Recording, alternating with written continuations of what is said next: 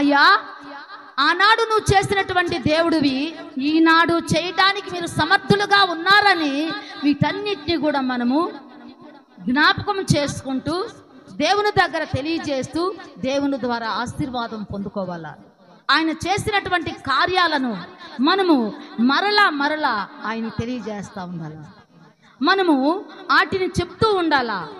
దేవుణ్ణి స్తుతించడం అంటే ఏంది, దేవుణ్ణి మహింపరచడం అంటే ఏంది, దేవుణ్ణి ఆరాధించడం అంటే ఏంది, దేవుణ్ణి గణపరచడం అంటే ఏంది, ఆయన చేసిన అద్భుతాలు, ఆయన చేసిన ఆశ్చర్య కార్యాలు, ఆయన చేసిన మహిమ కార్యాలు, ఆయన చేసినటువంటి మహత్తరమైన కార్యాలను మనము ధ్యానం చేయాలా. ఆయన చేసినటువంటి మహా అద్భుతమైన కార్యాలను మనము ధ్యానము చేయాలా. ఎంత అద్భుతకరుడు, ఎంత ఆశ్చర్యకరుడు, ఎంత మహిమకరుడు మన దేవుడు.